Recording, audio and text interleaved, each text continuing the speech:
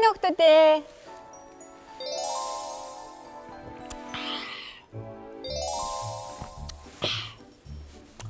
Сүү хүний биед байдаг кальцийг нөхдөг гэсэн. Бас энэ шүднүүд бат бөх болоод бас их гоё цагаан болдог гэсэн. Гэтэ хэтрүүлж хэрглэж болохгүй байх л та. Байн гуугаад ах юм бол ямар нэгэн сөрөг үр дагавар гардаг л ах. Угаасаа альва эмийг чинь тохируулж хэрглэх хамгийн чухал байдаг штэ. Гэтэ сүү хүний биед хэрэгтэй юм чинь хэтрүүлж хэрглэе гэсэн юм байхгүй ч гэж магадгүй. Ер нь хайж үздэг юм лөө. Хайгаад үзчих нь хэрэгтэй хаа. Сүү бол хамгийн амин дэмтэй хүний биед ашиг тустай зүйлсээ нэг. Яагаад гэвэл сүүнд кальци хэмжээгээр агуулгдсан байдаг учраас бидний ясыг бат бөх болгож сайхан шүдтэй байхад тусалдаг шүү дээ. Гэхдээ сүүг өдөр тутамдаа хэрэглэхдээ маш сайн тохируулж хэрэглэх нь чухал. Хэрвээ чи сүүг тохируулан ууж чадахгүй ихээр нь хэрэглээд байвал бас л аюултай. Учир нь чиний биед уусан сүү чинь шингэж амжаагүй байхад ахиад л араас нь сүү уугаад байвал биед байх ёстой кальци хэмжээ илүүдэж зүрх судасны үйл ажиллагаа доголдох аюултай. Тиймээс сүүг хичнээн биед хэрэгтэйч тохируулж уух нь зөв. Мөн сүүг хийжүүлсэн ундаа хоёрыг ойрхон хугацаанд хамт хэрэглэж болохгүй. Ходоодонд орж гашлаад гизэг чи өвтгдөг. Зарим эмний найрлагдах зүйлс сүүнд агуулгадах кальцтэй харьшлах тохиолдол байдаг болохоор сүүг эмтэй хамт хэрэглэж бас болохгүй. Их хэмжээний махтай хоол идчихэд араас нь хүйтэн сүү уувал гэдэс хямардаг. Хоолны шингэх хугацаанд асуудал үүсдэг л гэсэн үг. Тийм болохоор хүүхдүүд та нар сүүг тохируулж хэрэглэхээс гадна хамтд нь хэрэглэж болохгүй хоол хүнстэй хойлж уулж ерөөсөө болохгүй шүү. Сүүтэй хамт хэрэглэж болдгоо хоол хүнс гэнэ үү? Бас хоорондоо зогцдгоо нэг дор хэрэглэж болдгоо хоол хүнс гэж бас байдаг бахны. Заа вэз. Надад чи юм тохиолдчихлоо.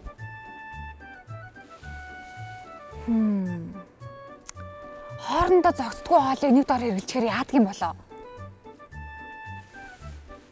Би нэг удаа тарг уусныхаа дараа халуун сүйдээ заа ууцсан чинь нэрээ миний гэдэс өвдсөн шүү дээ. Энэ л яг хоорондоо зогцдгоо хоол хүнс байж таарсан юм байна л та. Тийм болов. Тийм л болж таарлаа. За л үзье. Бид хоол хүнсэндээ жимс, хүнсний ногоо, төрөл бүрийн махан бүтээгдэхүүн, гурилан бүтээгдэхүүн, амттай ундаа гэдэл тоочоод ч барамгүй олон зүйл хэрэгэлдэг. Эдгээр хэрэглэж байгаа хоол хүнс маань бидний биед ороод амин дэм эрч хүч болон хувирдаг. Зарим тохиолдолд хэтрүүлэн хэрэгэлсэн эсвэл яг яасны мэдэгдэхгүйгээр биед тавгуурхэж гэдэс өвдөх тохиолдолч байдаг шүү дээ. Бид ходоод гидсэнд маань юу болоод байгааг мэдэж чадахгүй болохоор өвдөж хэсэгтэй л хэцүү байдалд ордог. Үүний зарим шалтгаан нь хамтд нь хэрэглэж болохгүй зүйлсийг хольж идснээс болсон байдаг. Жишээлбэл халуун хоолтой зэрэг зүйлэн хүүтэн ундаа уувал гэдэс базлан өвдөж хийгээр дүүрдэг. Энэ нь чиний ходоод гидсний үйл ажиллагаанд доголдол үүссэний шинж шүү дээ. Халуун цай уучгаад тараг уувал ходоодонд орж холилдоод гашлах үйл явц болдог. Энэ мэтчлэн байдлаар идэж уусан зүйл чин шингэж амжаагүй байхад ханшлах зүйлийг нь хэрэглэвэл гэдэс чин эвгүүрхэж өвддөг байх нь. Тиймээс идэж байгаа хоол хүнсэндээ анхаарах нэг чухал байдаг шүү хүүхдүүдээ. Нэг дор хамтд нь идэж болохгүй хоол хүнс их олон байдаг юм байна. Хүүхдүүд та нар сайн харж авсан биз? Бидний гол баримтлах ёстой зарчим бол өвдөхгүй эрүүл сарвал байх шүү дээ. Тийм болохоор энийг зайлшгүй мэддэг байх хэрэгтэй байсан юм байна. Бас нэг юмаа байнга тогтмол хэрэглээд иж болохгүй гэсэн. Би жихрэн дуртай юм чинь жихэр идээлэх хэрэгтэй. Эсвэл ундаа уух дуртай юм чи ундаагаа уугаалаа хэлтаа гэл байнга хэрэглээд ах юм бол биэнд их муу гэсэн. Бид нар их чихэр идээд ах юм бол шүд хорхоотож ундаг шүү дээ. Энээс гадна бид нарын мэдэхгүй маш олон өвчний их үүсвэр болдог гэсэн. Ус биеинд хэрэгтэй тийм ээ. Гэтэ бас хэтрүүлээ хэрэглэчих юм бол муу болдог гэсэн. Тэгэхээр юмыг тохируулж хэрэглэнэ гэдэг их чухал байх нэ. Би танарт нэг бичлэг үзүүлье. Тэгвэл миний юу яриад байгааг та нар их сайн ойлгох байхаа. За энд байна. Хүн өөрийн амьдралын хэв маяг болон хэрэглэж байгаа зүйлдээ хэр зэрэг анхаарал хандуулж байгаагаас шалтгаалan бидний бие махбодын эрүүл байх хэсэг нь тодорхойлогддог. Хүүхдүүд та нар үүнийг маш энгийнээр ойлгох нь зүйтэй. Ямар ч зүйлийг хэрэглэсэн хэмжээг нь тааруулан тохируулж хэрэглэх нь зөв юм. Яагаад гэвэл хэмжээ нэхэтвэл хичнээн хэрэгтэй гэж боддог байсан зүйл чинь ч гэсэн чамд сөргөөр нөлөөлж эхэлдэг. Жишээлбэл мах болон хүнсний ногоог бид хоолндоо түлхүү хэрэглэдэг. Мах нь бидний биеийг уургаараа баяжуулж, хүнсний ногоо нь амин дэмэрддэг. Гэтэл махыг уургаар баялаг гэд байнга хэмжээгээр идээд байвал маш хүнд хооллолт болж бидний өтгөн хатах, ходоод хямрах, хоолны шингэц удааширч юм идэх хүсэлгүй болох гэх мэт сөрөг нөлөөтэй. Харин хүнсний ногоог хурдан шингэдэг бас биед хэрэгтэйгээд мөн л тохируулалгүй хэрэглээг нэгдүүлбэл биеийн зарим амин дэмийн хэрэглээ ихтэж, уурыг болоод тижээлэг байдал дутагдах эрсдэлтэй. Зарим үед хийж үлсэн ундаа уух гоё байдаг. Гэхдээ байнга уугаад байж болдоггүй шүү дээ. Хэмжээг нь тохируулж хэрэглэж чадаагүйгээс болоод ясны сэргэжилт үүсдэг. Байнга шарсан хуурсан хоол идээд л байвал ходоод өвддөг болно. Харин эдгээр зүйлийн хэмжээг нь тааруулж хэрэглэвэл биед хор болохгүй. Аливаа зүйлийг тохируулан хэрэглэнэ гэдэг нь амьдралын зөв хэв маяг юм шүү дээ хүүхдүүд ээ. За харсан биз? Дан ганц хоол хүнсэн дээрч гэлтгүү бид нар амьдралынхаа бүхий л зүйлийг багтуулалгүй бас хит ихтүүлэлгүй тааруулж явах нь л чухал. Өвдөхгүй, эрүүл, аз жаргалтай амьдрахын хамгийн наад захын энгийн жишээ юм шүү дээ. Батхан Эрдэнэ дээр хоёр гэртээ юу хийж байгаа бол хамтдаа холбогдож асуух уу? За. Сайн уу Батханаа? Сайн. За Батхан юу хийж байна? Шоо өгсөрж байгаа. Бас цаасан мэтэл хийж байгаа. Ааха. Чи наа шоогоо хэр хурдан эвлүүлдэг юм? 1 минутын дотор л өгсөж байгаа. Тийм үү. За би харъя дөхөө цаг харчи. 2 1 тэг.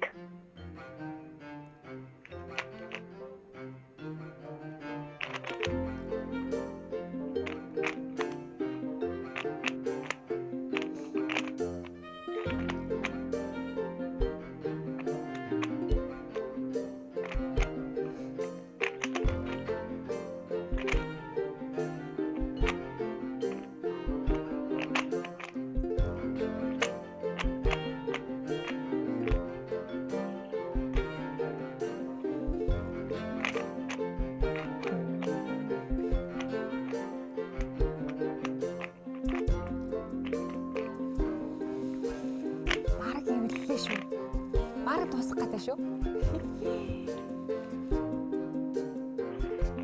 Дуснаа.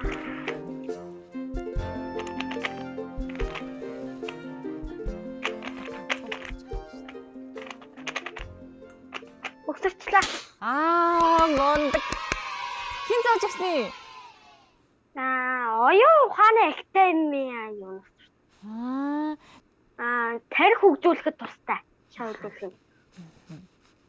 Өөр бидний тархины хөгжилт чи өөр юу хэрэгтэй байдаг вүлээ? Тоглоомноос гадна? Тоо бодох, юм унших, юм чэйжлэх. Тэгээд бас хоолоо сайн иддэг байх хэрэгтэй тийм ээ? Амин дэмтэй хоол идэх нь тарих хөгжүүлэхэд тустай байдаг. Амин дэмтэй тэгээд тижээлэг хоол гэхээр ер нь ямар хоол хүнс орох вэ? Чи юу гэж бодож байна? Ногоо. Юу л мах ногоо л гэж. Чи өөрөө яг ямар хоол иддэг? Юунд илүү дуртай юм? Би юу шар будаатай шүүл дуртай. Чам дургуун хоол гэж байгаа юу? Дургуун хоол чи ямар хоол иддэг вүлээ? Чи байцаа иддэг үү? Байцаа. Байцаа дуртай. Брокколи байцаа дуртай шүү дээ. Тэгвэл манжин дуртай юу? Манжин өстой зава. Хоорондоо таардаггүй тийм харшдаг хоол ногоонууд байдгийн болов уу? Байдаг. Тийм үү. Чи ямар зүйлийг хоорондоо харшдаг гэж мэдэх үү? Зарбун дээр мах идэж болохгүй. Тостой юм дээр хүүтэн ус ууж болохгүй. Ямар хоол ууж болох вэ? Харин Бүхий мах загасны мах хоёр идэж болохгүй. Тийм үү? Яа тийм болоо? Гидсэн өвддөг. Мм. Ямардаг. Нэг доор л идэж болохгүй болохоос бол өнөөдөр нь үхрийн мах идсэн бол маргааш нь загасны мах идэж болно шүү дээ, тий? Яг тэгэхээр нэг өдөр нь идэнгүүт унтаад шингэчин тэгээд дараагийн өдөр нь идээ тэгээд шингээд. Шингээгүй байхад нь хамтд нь хоолоо идчих юм бол бидний ходоод гидсэн дотор ороо холдох нь шүү дээ, тий? Тэгэл өвддөг. Би нэг тийш олчлаа. Тэрнээс сүг тархтаа ууж болохгүй. Тэгэхээр сүү тараг хоёр хоорондоо нийлэхээр гашилдаг шиж магадгүй юм, тий? Гашгаар зэг бас гэж зүг. Тийм шүү дээ. Тэгэхээр болохгүй юм байна л та. Батгана. Өөрийнхөө үеийн найзуудаа яг энэ хоолой тохируулж идэх талаар нь ямар нэг өөх зөвлөгөө байгаа юу чамд? Найзуудаа орой их юм идэж болохгүй, бас гадтай ундаан дээр гата чихэр идэж болохгүй. Өгийн гол нь тааруулж хэрэглэх юм шүү. Мондаг. Ухаантай болохыг хүсвэл тарих хөгжүүлэх тоглоом тоглохоос гадна тоо бодож хоолсоо идж байгаарэ. За баярлалаа Батгана, баяртай. Баярлалаа. Батганда баярлалаа. Батган маань их үнэтэй зөвлөгөө өглөө шүү дээ. Ухаантай байхын тулд өөрийгөө хөгжүүлэх тоглоом тоглохоос гадна хоолоо маш сайн идэж хэрэгтэй юм байна. Харин Эрдэнэ дээр ямар бодолтой явдаг бол Эрдэнэ дээр мэн дөрөвхөө настай. Гэтэ хоолоо их сайн иддэг гэсэн. Бүгдөө залгаж асуудаг хэрэгээ. Цаана уу? За Эрдэнэ дараа өөрийгөө найзуудтай хөөрхөн танилцуулаарай. Өөрийг нь танихгүй байгаа найзуудтай өөрийгөө сайхан танилцуулаарай. Намаа Эрдэнэ дээр ингэдэг. Би 4 настай. Одоо Эрдэнэ дээр мэн юу хийж юм? Би юу дөрөв дөрөв байж байгаа. Тэгээд би тэгээ яг юу лээ би яг дөрөв дөрөхөр амар хуусман дуусаад хин тэгээ байж. Ямар зураг зурсан юм те харъя. Ийм зураг зурсан. Наа зурган дээр чи юу байгаа? Энд нэг хүн байна, нэг дүүхтэй хүн байна, тэгээд нэг дүүрхтэй, тэгээд нэг үстэй, тэгээд тийм юмнууд байгаа. Чи яагаад ийм зураг зурсан? Би болохоор би өөрхөн дуртай зурагнууд маань. Би дандаа иймэрхүү зурагнууд дандаа зурдаг. Гэртээ байхдаа ер нь юу хийж ийн зураг зурхаас өөр? Гэртээ байхдаа сайхан байдаг. Яг юу хийж ийн? Аав ээжтэй гэрийн ажил тусалж гин үү? Би аав ээжтэй таяр бичи харин тай бичи амар их юм би өөрөө зурчин ингэж хэлдэг. Чи тэгээ юм зохицуулдаг юм уу? Юу зохицуулдаг? Тогоо шүүжээ тэгээд бас аяа тагоо угаадаг. 4 настай гэхэд ямар их юм хийдэг юм бэ? Мундаг байна штэ. Чи юу идэх дуртай вэ ингэхэд? Би болохоор гүдэл нэгдэх дуртай. Тэгээ бас би банан идэх дуртай. Тэгээд би бас гайман бас жамтай гайман идэх дуртай. Тэгээ бас харин бас бататай хоороо тэгээ бас бантан дуртай. Тийм юмнууд дуртай би. Тэгвэл ямар хоолнд дургүй юм? Би болохоор дандаа мандри харин идэх дургүй. Тэгээд манай дүү тэгээд харин унсаад ахвал дандаа хоол идэх. Чи дүүтэй юм уу? Тий. Ямар хөөрхөн чи дүүтэйгээ хамт тоглодог уу? Одоо тэгтээ харин дөрөвгүй байгаа л та гитэн дотроо байгаа хэвээрээ байгаа. Гитэн дотроо ирнээсээ л дүүн хоол идэд байна уу? Ээжийг эцүү дүү дандаа иддэг. Эрдэнэ дараа. Хүмүүс хоолоо их сайн тохируулж идэх ёстой байдаг гинэ. Чи хоолоо хэр сайн тохируулж иддэг гэж бодож байна? Ундаа чихэр хоёр уугаад хүний бинмүү. Яста мундаг.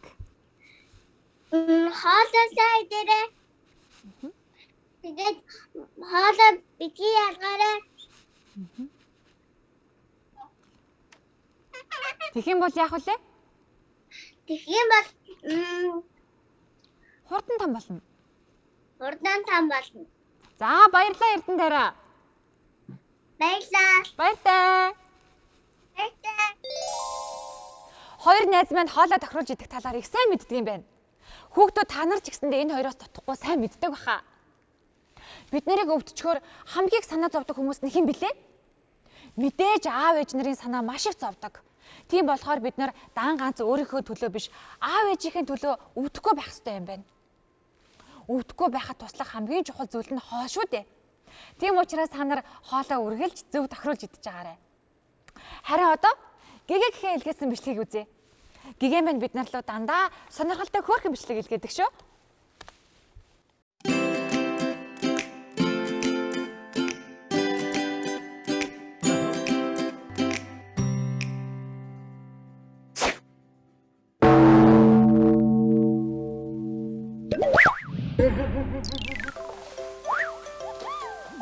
Гээ чи юу бодоод байгаа юм бэ? Нэвтрүүлэг эхэлчлээ. Сэн нэстэ. Би юм бодож байгаад та нарыг анзаарсангүй. Чи юу бодов? Ингээд яагаад хүмүүс янз бүрийн робот, машин зохиод юм бол Мэдээж бид нарыг та нарт туслуулах гэж хийдэг шүү дээ. тэгвэл чи хоол хийж чадах уу? Тэр амархаа. Арай Жиминий хичээлийг хийгээд өгөх юм биш үү? Тэр амархаа. За тэгвэл эхлээд гээцэрлээд. Бидлээ.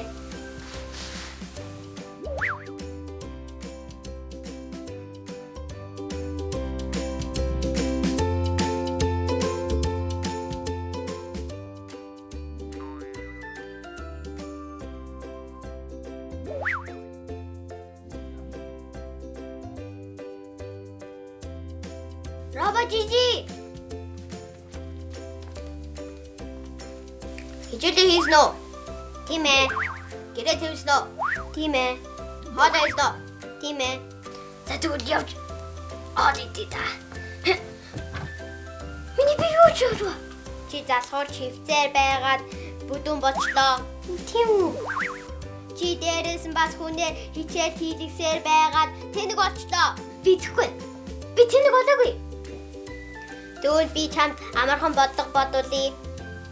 Чи 9 чихэртэй байлаа. Би 5-ыг нэмж өглөө. Чи хэдэн чихэртэй болох вэ? Мэдгүй. Би нэрээ тэнэг болчих. Би ер нь өөрөө гэрээ зэрлээ. Бас өөрөө хоолоо хийлээ. Хичээлээ ч өөрөө хийлээ. Тэгвэл би чамд хэрэг байна уу? Чи зүгээр надтай найзаж байгаа. Тэгвэл би чадахгүй юмнуудаар чамаар даалгах чи. Тэгвэл би өөрөө хийчих. Энэ бол маш их сайн.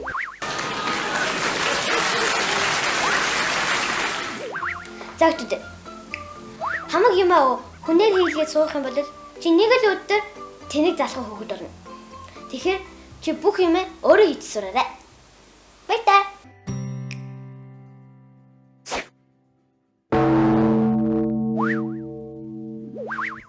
Гэгээ нэцтэй маш их баярлалаа. Дараа ч гэсэндээ гэртээ байх хугацаанд юу хийж байгаагаа биднэрт сонирхуулсаар байгаарай. Ингээд өнөөдрийнхөө яриаг дуусгаж байна.